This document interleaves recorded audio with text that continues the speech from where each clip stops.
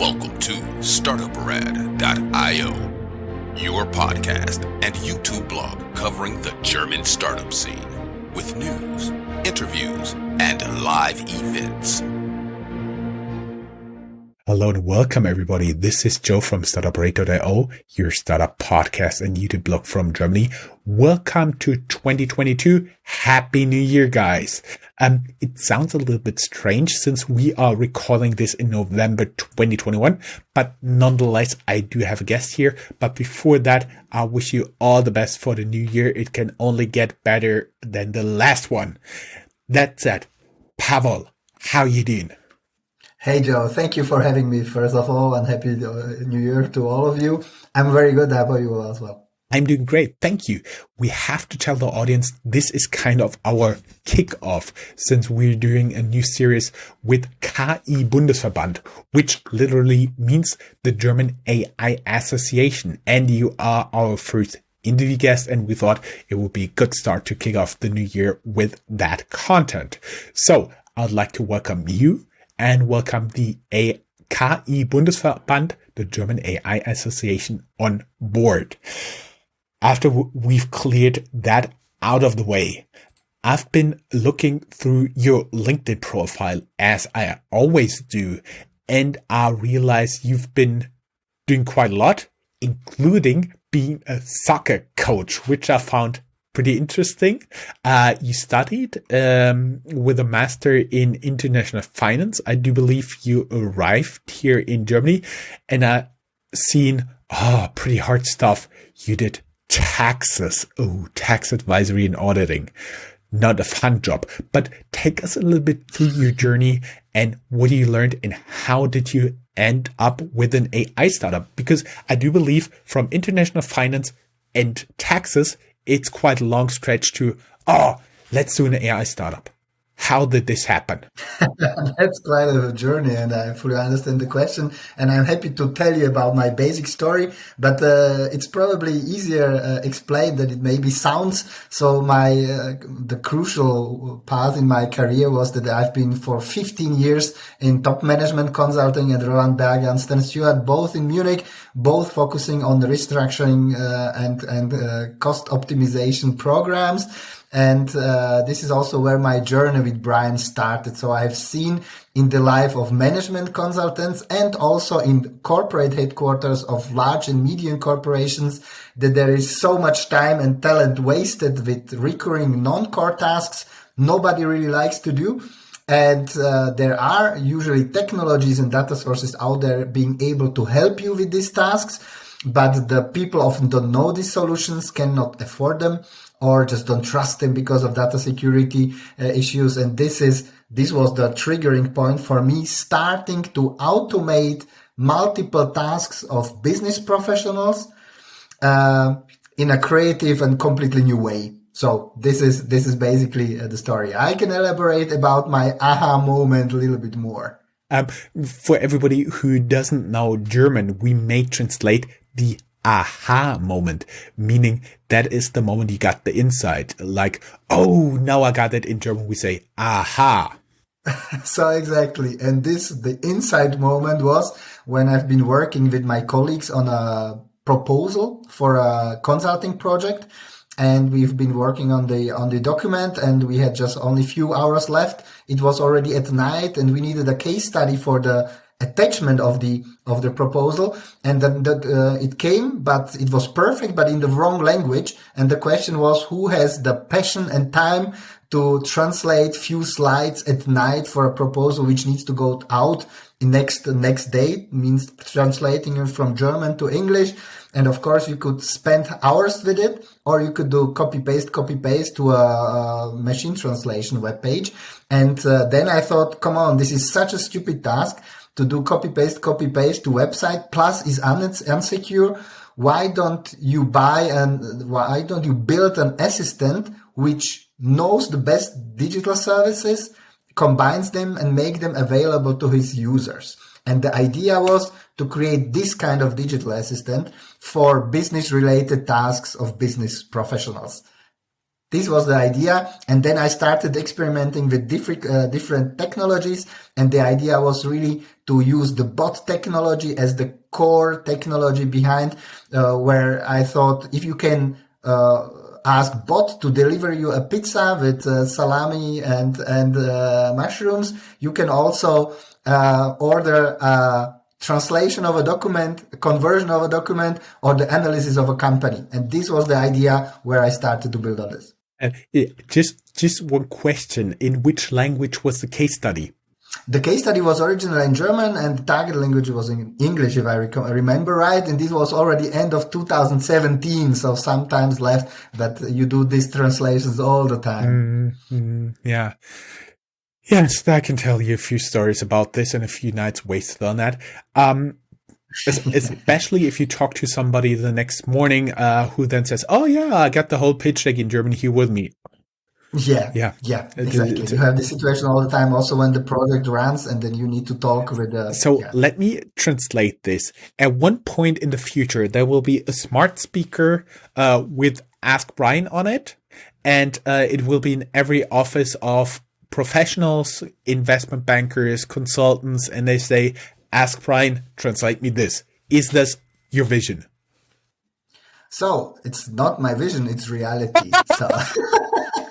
And just the only one difference is that Brian doesn't work like Alexa and Siri via audio. So he works in written language. So you can write him an email or a Microsoft Teams message and asking him for translating the document or analyzing a company. And it's not in the future, it's right now. So these are the two differences. But my idea and my vision is that Brian in the future will not be only able to perform 20 tasks like he is today, but there will be probably much, much more, including some customized solutions for big corporates. I see. And it would have been just great to have this smart speaker, but then I can see really a lot of things going on, stupid jokes going wrong in the office. For example, Ask Brian, deliver 100 coffees to this address. Yeah, of course. This is also a use case we can think of. So you're still thinking about the smart speaker. Okay, I see it. Yeah, the problem, Joe, with smart speaker is you can say translate the presentation from English to German, but you still somehow need to deliver the presentation, the basis for it, right? For some use cases, it makes no sense, but you could, of course, ask the smart speaker, if it doesn't disturb your colleagues, hey, send me the analysis of Siemens, and Brian knows your email and your MS Teams ID and sends you the presentation without you typing it down. Yeah, of course. Some use cases would work also via audio. I already have a lot of stupid ideas there, but basically you're doing this for professionals who are repeatedly doing the same stuff as we've been talking. For example, here in Germany, translating German, English, English, German. Maybe in other countries, translating French, English, English, French. I don't think there's a big need for German presentation in France. And stuff like this, company profiles. And does Ask Brian actually make up the stuff as it goes? Or do you really have like a big database of, let's say, corporate profiles of translation, or you're working with some other translation software in the back? Mm-hmm. So regarding the translations, maybe to address this, our clients are also international corporations which need stuff translated in all the languages of the subsidiaries. So this is also a common use case where HR and marketing departments translate training documents and product documentations in other languages. When it comes to the company analysis, we really started like scraping the data out of the internet, but the quality was that bad that we said even though we invested months of development time into it, we said we just cannot give or make this skill available in this quality to our users. So we negotiated with big data providers and found an agreement with Refinitiv, with Thomson Reuters, where Brian gets the information on all publicly traded companies around the world. And we have also a data provider for German companies, for 4 million German companies, and negotiating with other partners to complete the scope that one day Brian will be able to deliver the data on all approximately 400 million companies around the world. Ah, I see. That would be actually great. What else can AskBrian do? Because I do see a pretty big use case for late at night. Let's say, assume it's a smart speaker again, and you're sitting there at 2 a.m. All the team is tired, but still needs to work a little bit. And somebody says, "AskBrian, tell us a joke." So in fact, jokes was the first skill even me as non-tech person was able to build. So the first interaction of Brian was, tell me joke, and he told you a joke. So as of now, it's not one of the skills we promote, but you can always ask Brian for a joke. And so if you look how our customers are currently using Brian, its leading skill is translation. Second one is the company analysis. Third one are slide graphics, because sometimes you need cool templates and icons to pimp up your presentation to make it more attractive. And you probably know yourself how much time you sometimes lose with this kind of annoying stuff that nobody notices and realizes when it's done properly. And number 4 skill would be converting of documents. That means converting PDF documents, no matter if natively created or scanned or photographed, into editable formats, into Excel, Word, and PowerPoint. You just send a PDF document to Brian, say, hey, make me Word out of it. And in 3 minutes, you get your document back. So I believe a cool feature also incorporates in the office wars. Sometimes the departments send you PDF documents instead of editable ones, so you cannot use it. And Brian can help you to convert it within 3 minutes or faster into a format you can work with. The only information I was missing here, at what number is the tell me a joke? At what number? Yeah. So which number to call, or how do you? No. Number 1 was. It's not that frequent. We don't push it, but sometimes people ask for it. I don't know. It would be number 20. So it looks like the job is fun enough, or the people are too busy for jokes. Yeah? I assume they're too busy, but still, let's assume it's in the top 20.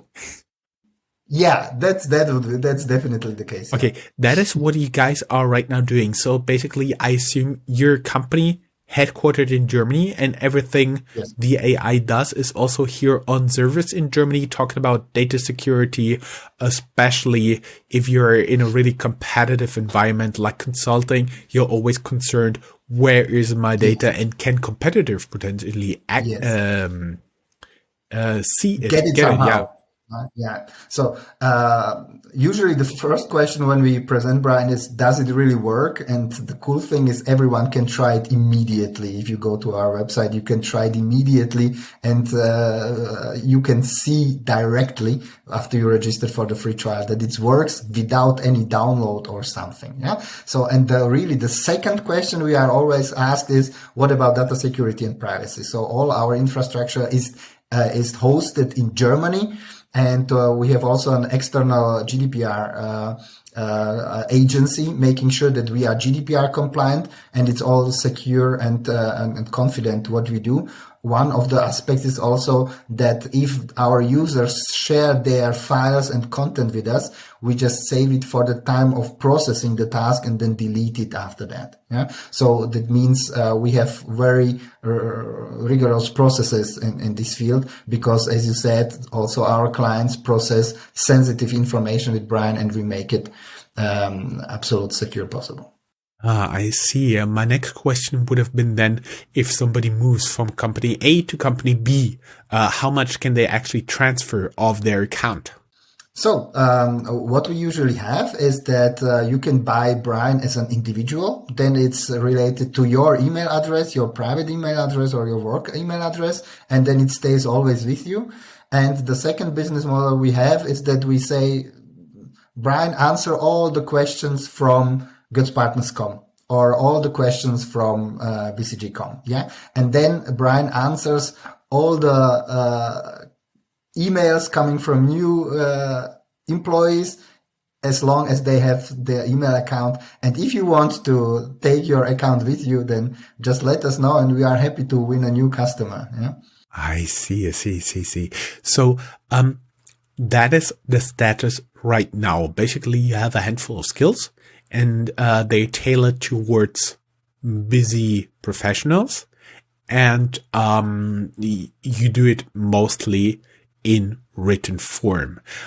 What are you currently working on right now? Is it increasing the skills to get deeper into your audience, your target customer, or is it to broaden your customer base with what you already have? Mm-hmm. So in fact, we are extending Brian basically in three directions. It's the skill set. So we are continuing to add new skills, right? So not just improving the existing skills, like adding additional countries in the scope of company information Brian provides, but it's also adding new skills, which will be valued by our current target groups, but also others. For example, transcribing audio recordings into text in an automated way, where you just send your iPhone recording to Brian saying, hey, make me Word out of it. So this will our current target group but also some other target groups. So also adding new skills means extending our target groups. And then also in terms of regions, as of now, we very much focus on Germany, Austria, Switzerland, you could say. But Brian is ready for a global rollout because he can translate, for example, to 100 languages. Yeah. So he's basically ready to go out. And then we are extending Brian is also in a sense that as of now, you can communicate with Brian via email, Teams, and we are working also then on Slack as the next communication channel, because we want to have Brian where work-related communication happens. And we don't want to make it too complicated for the user to have an extra app, extra website, and so on. You just don't need nothing. You just need the email address right into email to Brian, or a Slack channel, and then you can get the help of Brian. So channels, skills, target groups. That sounds pretty much like you need a lot of money. Are you currently having an investor, looking for investors, or are you guys bootstrapped? So this is a cool question. So we started by bootstrapping, but we've seen then if we want to buy and include good data and growth rapidly, we need external funds. So we have now already 2 investment rounds behind us, all with private investors, so no VC involved. And we are searching for the next investors for the next financing round, maybe in the beginning of Q2 2022. That pretty much sounds like it's a Series A or Series B already?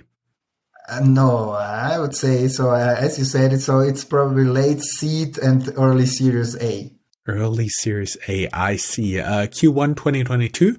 Everybody who would like to reach out to you, of course, as always, there is a link down in the show notes wherever you're listening to this or watching this, and then you can get to the blog of our episode. The very simple reason is, as well in YouTube as in all the podcasting apps, we are limited to, I do believe, 4,000 characters, and that's not sufficient for our show notes. That's why we keep it in one place, and there people can reach out to you.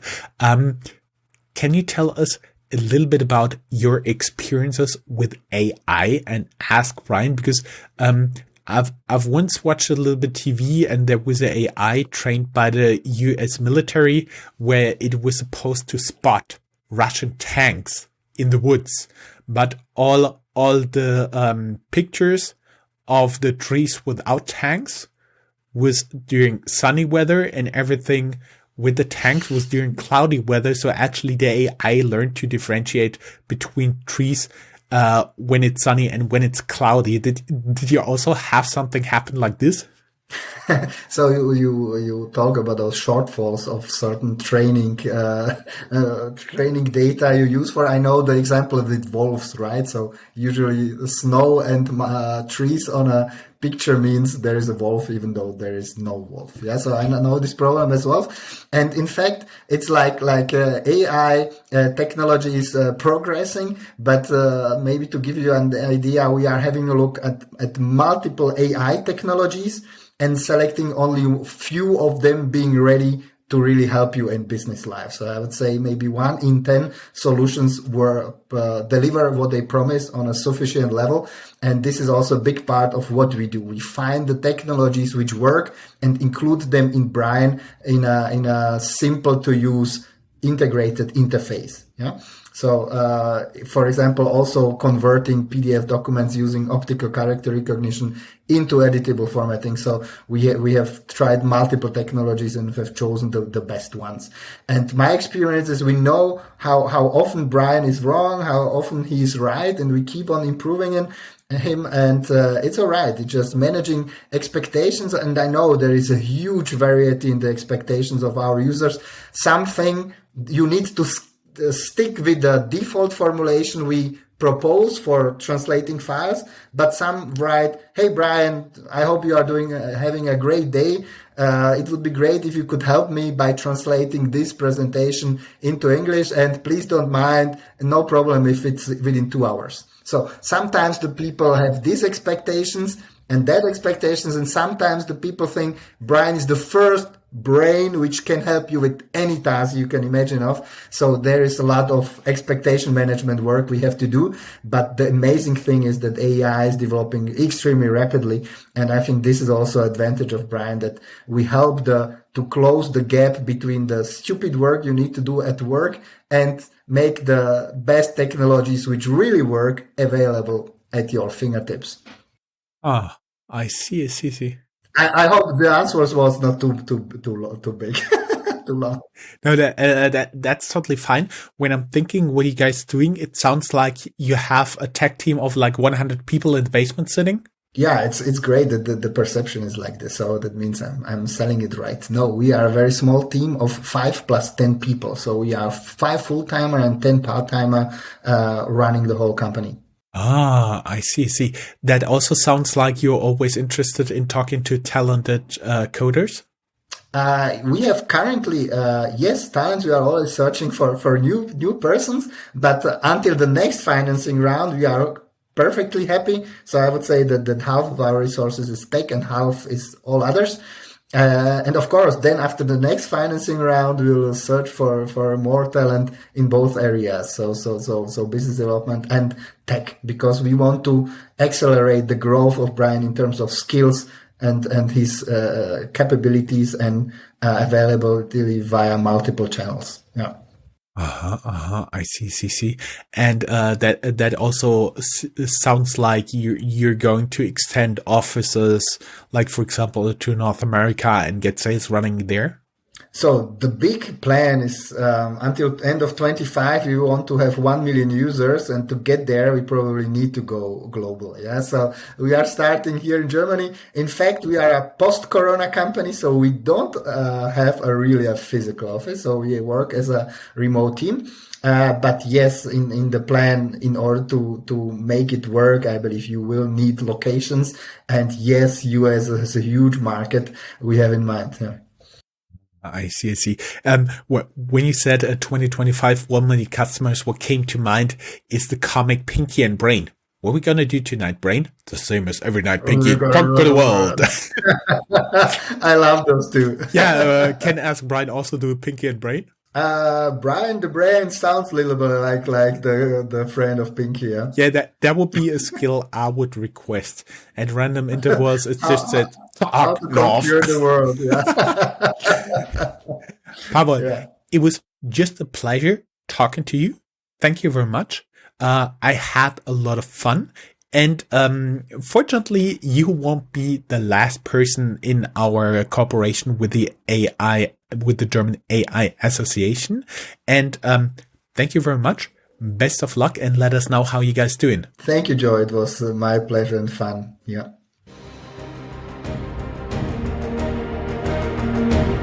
That's all, folks.